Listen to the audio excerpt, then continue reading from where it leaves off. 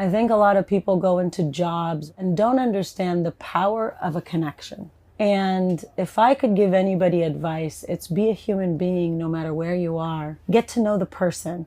Be kind. I have a perfect example. My ex-son-in-law, he worked at a waiter and he just always was kind to people. He's charismatic. He's kind to people.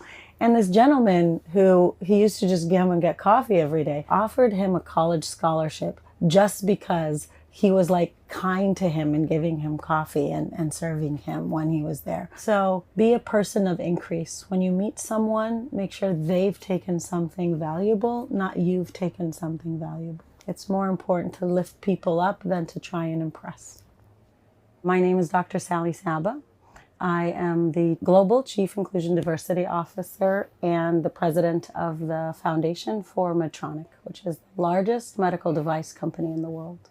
How'd you get into the specific position of, like, you said equity and inclusion, stuff like that? Can you tell me about that? I stumbled into that. I never thought in my career that I'm going to be a Chief Inclusion Diversity Officer. I actually grew up in Egypt. I was a doctor. I was an anesthesiologist. And then I left medicine and owned my own businesses and went into a lot of different paths in my career. And then many years later, I found myself at Kaiser Permanente, which is the largest nonprofit in America. The CEO had this program called Supplier Diversity. And I'm like, why do you do that? Like, why would you do a supplier diversity program? And he said, well, why don't you look into it and come back and tell me? And that was my start into this diversity space. I built a program that asked of Kaiser Permanente to commit to $1 billion a year to minority and women-owned businesses. And then he was like, I want you to take on this inclusion, diversity, and equity space. So that was my intro into it. And when I got in, I told him, I'm going to give you 2 years because I ain't spending my career on this stuff. Like, I got to go back. I'm an operational person. But then I fell in love and I've been in it for, 17 years now. So how did you get a job in the States after you moved here? That's a great question. Not easily. When you grow up in a country, right, and you go to school there, that's where all your connections are, your contacts, the people who know you, da-da-da. And I moved to the state in my 30s, and I literally knew nobody here. And I spent 2 years applying for jobs and nobody would interview me. It was like a black hole, you're just going in. So then I started contacting people who knew me from when I worked back in Egypt. I was like, I can't get any jobs here and I'm applying, but I'm not seeming to fit anybody's bill. What do I do? So a friend who knew me from a job we worked on, I said, look, when I put my stuff through this HR channels, nobody interviews me. Can you just put my resume in front of somebody and see if they'll interview me? So there was a leader at Kaiser Permanente who needed somebody to do product recalls and stuff like that. And that job was literally 4 levels below where I came to the States from. Like, I was a direct report of a CEO, but I took the interview and I said, I'm new to this country. I don't have my, Rolodex of contacts here, and I'm willing to prove myself. And I took an insane pay cut just to join. And then within 2 or 3 years, I kind of got back on track. What I would tell people when they're transitioning is, don't hold on so tightly to where you were and what you're owed and what your education would allow you to, because different contexts require different things. And if you're the common denominator, you will always succeed. So I took the same person I was who overcame other tribulations and I applied myself and I did the things that I normally do. And within 5 years, I was back on track. So taking steps back to step forward is an okay thing to do, is what I would say.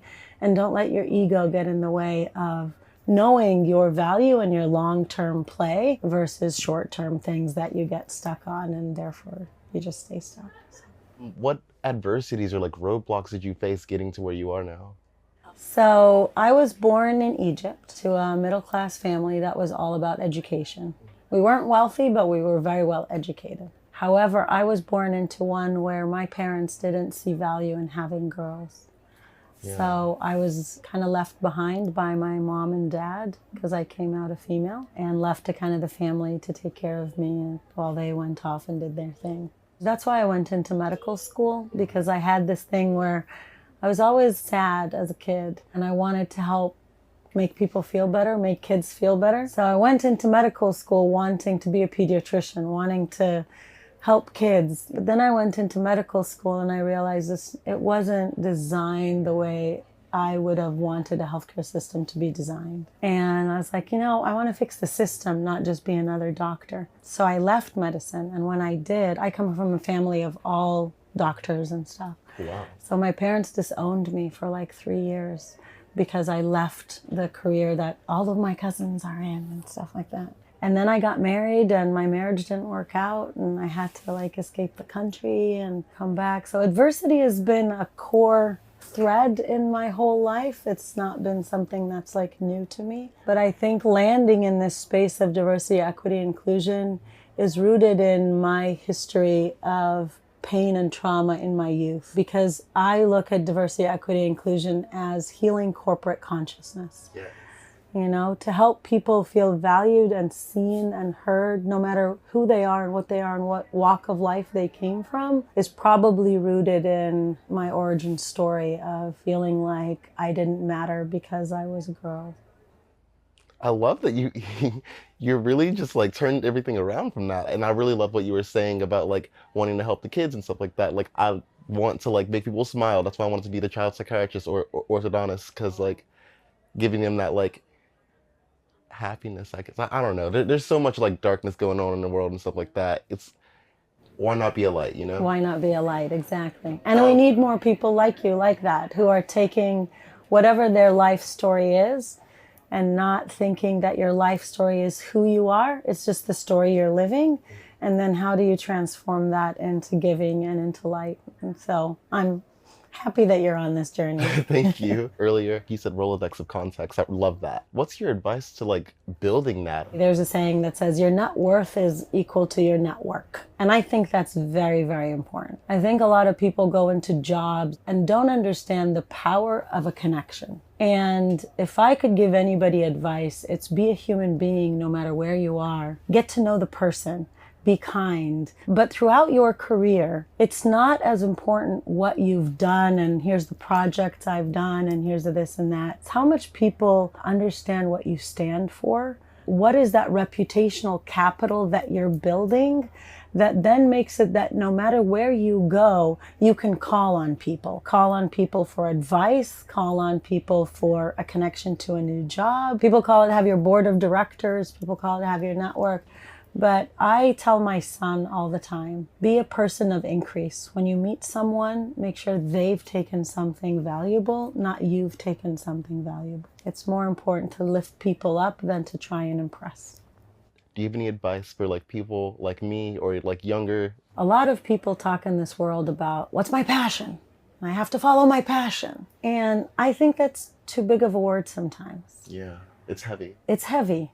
And it's almost as if like, well, if I don't know what my passion is, then I'm failing or I'm da-da-da. And I tell people your purpose can just be having a good day. Your purpose can be finding the joy in whatever little thing, in having your coffee and saying hello to someone and this and that. So let go of these big lofty things is number one. Just find the way to make sure that every day has something that has given you a sense of peace and joy. And then try out things. I've changed my careers more times than I can count on my hands. Trying things out isn't failure. Trying things out is success because you learn from them new skills, but then you also figure out, I like doing this, I don't like doing that. I like doing this, I don't. So try things out just because you committed to a career. I went to freaking medical school and then I left it after 10 years. I'm doing very well right now. And so it's like, it wasn't a bad thing to do that.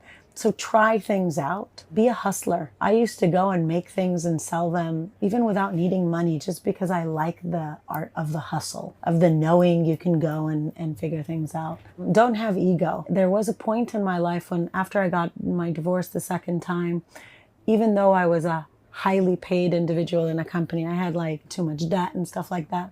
I used to Uber drive on the side. I went and worked at a restaurant on the side. I have no ego when it comes to being a responsible parent and doing the things that you need to do. You need to let that stuff go. No ego. Hustle, get out there, try things out. And then I think you're going to land in something that, you know, hopefully gives you life.